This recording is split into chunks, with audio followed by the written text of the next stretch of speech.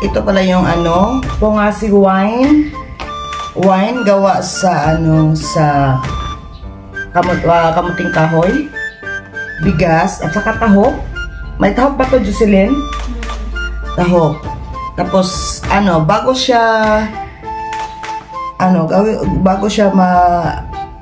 magiging alak, ano siya, 3 months processing, no? Tapos pagka 3 months, ayan na siya, pwede na siyang inumin. Tapos yung ano natin dito is tubig lang, lagyan ng tubig, mix lang natin yung tubig. Ayan. Oh. Ayan, kamix na yung tubig. Tapos gamitan natin dito. I-shake natin. Ayan. Ayan. Shake natin. Ang bango.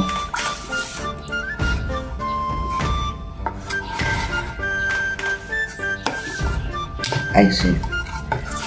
Shake lang.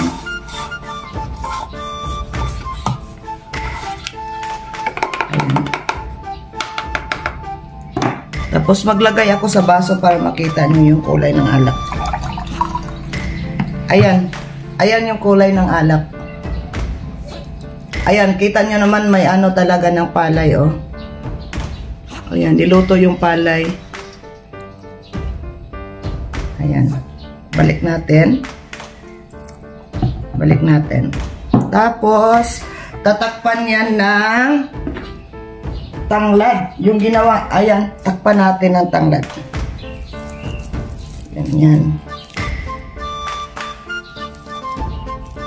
Tanglad or lemongrass sa Tagalog. Ayan, may takip na siya, no? Shake natin. Kulang pa ata yung tubig. Kulang pa yung tubig. Dagdagan natin.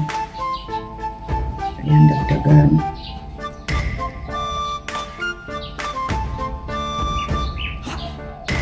Ayan, para mapuno.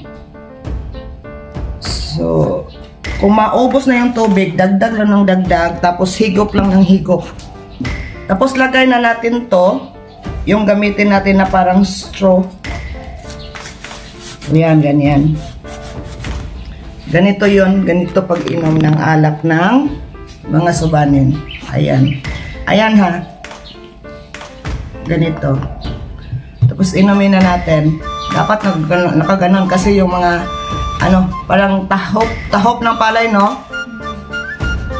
Gaganon, tapos sip-sip.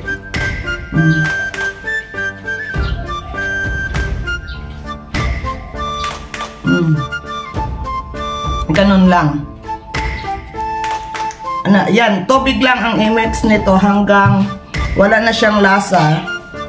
Pero hanggang may lasa pa, pwede pa siyang gawing alak at inumin. Ayan, o. Thank you for watching. Bye!